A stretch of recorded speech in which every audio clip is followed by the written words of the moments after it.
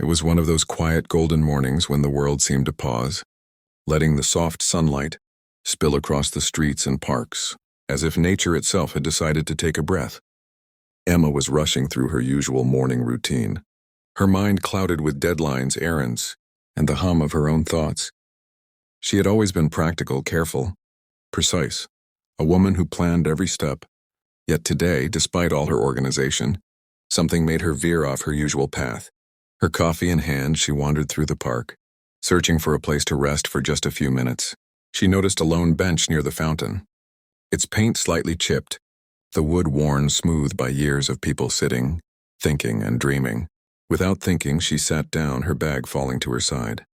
The air smelled of damp earth and blooming flowers, and the gentle rustling of leaves above her head seemed to whisper something she couldn't quite grasp. What Emma didn't know was that this bench wasn't just any bench. It belonged, in a sense, to someone else, someone whose life had recently been shrouded in silence and grief. Across from her, Daniel was sitting, his eyes fixed on the rippling water of the fountain, his mind heavy with memories he wished he could forget. He had been coming to this park every morning for weeks, seeking solace, trying to untangle the weight of loss that clung to him like a shadow. Today, though, something felt different. Perhaps it was the light, or perhaps it was destiny. But as he looked up, his eyes met hers. For a moment, neither spoke. It was a pause that held the potential of everything, a silent acknowledgement that sometimes life brought people together not by chance but by divine timing. Emma glanced at him, noticing the way his eyes held a mix of pain and quiet strength. She smiled politely, apologizing for sitting there.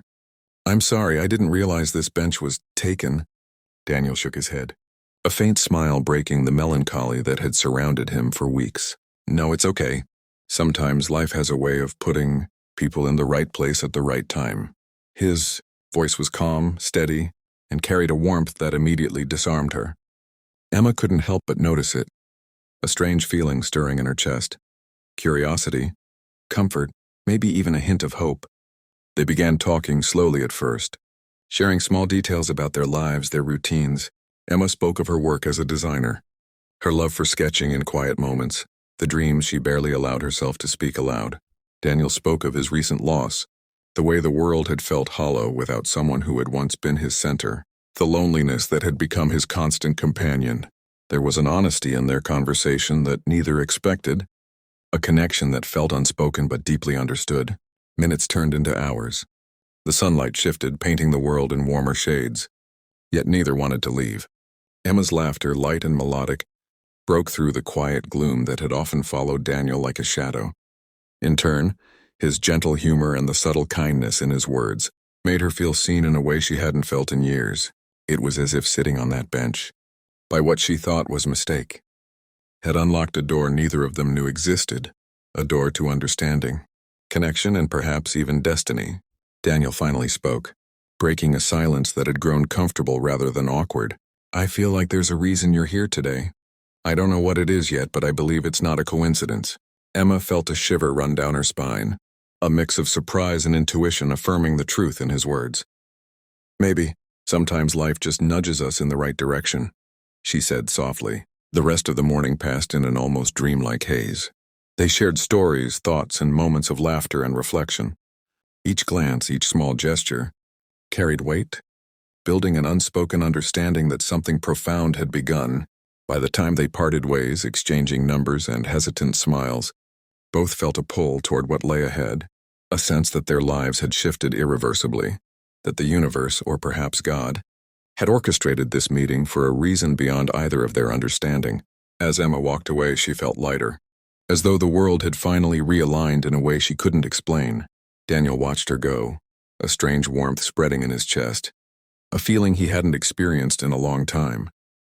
He whispered quietly to himself, "Thank you for coming into my life even by mistake." And somewhere deep inside, he knew that this was only the beginning. Before the chapter ended, Daniel sent a message to himself, a simple reminder that life could surprise you when you least expected it. Some encounters are divine, some meetings are destiny, and some benches are never empty by accident.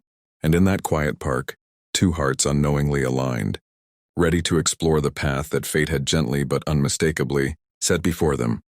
The following days were a dance of coincidence and curiosity, Emma and Daniel began seeing each other more often, sometimes in that same park, sometimes by chance, on the streets of Willow Creek. Each encounter was tinged with anticipation, a slow unraveling of the walls they had both built around their hearts. Daniel began to notice the little things about Emma, the way her eyes lit up when she spoke about her sketches, the subtle gestures that betrayed her passion, the softness in her laughter that seemed to heal the wounds he had carried for so long. Emma in turn saw Daniel's kindness and depth, the way he carried his grief with dignity, never letting it consume him entirely. There was an honesty in him that she rarely encountered, a quiet strength that drew her in. It wasn't love at first sight, not in the way stories often portray it, but something deeper, a recognition that their meeting was not merely chance.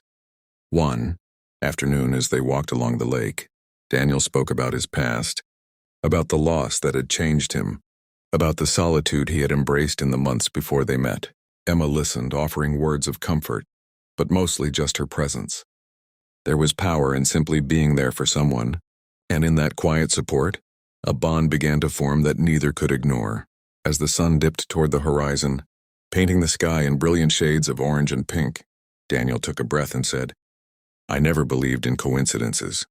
I never thought someone could walk into my life and change it without even trying. But meeting you, it feels like God had a plan all along." Emma smiled, her heart catching in her throat. "I feel the same. Like this, like us, wasn't supposed to happen by accident." Days turned into weeks and their connection deepened. They shared dreams, fears, and secrets that had long been buried. Each moment felt intentional, as if the universe was guiding them with invisible hands. Emma began sketching Daniel in her notebook, capturing his thoughtful expressions, the way he smiled, the subtle gestures that made her heart race. And Daniel in turn found himself sharing parts of himself he had long hidden, feeling understood in ways he hadn't known possible. One rainy evening, as they sat in the park under a shared umbrella, Daniel turned to Emma and said softly, "I've spent months walking through life half alive, half dreaming, and then you appeared. By mistake maybe, but somehow perfectly placed. I think I've been waiting for this without even knowing it." Emma reached for his hand, their fingers intertwining naturally. Maybe life has a way of correcting itself. Maybe God does nudge us into the right place, at the right time, even if we don't realize it. The rain fell around them, creating a cocoon of intimacy that shielded them from the world. And in that moment it became undeniable. Their meeting was not a random accident, but a divine intervention, a gentle push from fate that had brought two souls together at exactly the right time. Weeks later, as the seasons began to shift and the park's colors changed from the soft greens of spring to the fiery hues of autumn, Daniel knew with certainty that he wanted Emma in his life, not just as a fleeting presence, but as a permanent part of his story. He planned a simple gesture, a way to show her that the universe, in all its mysterious ways, had brought them together for a purpose that neither of them needed to question.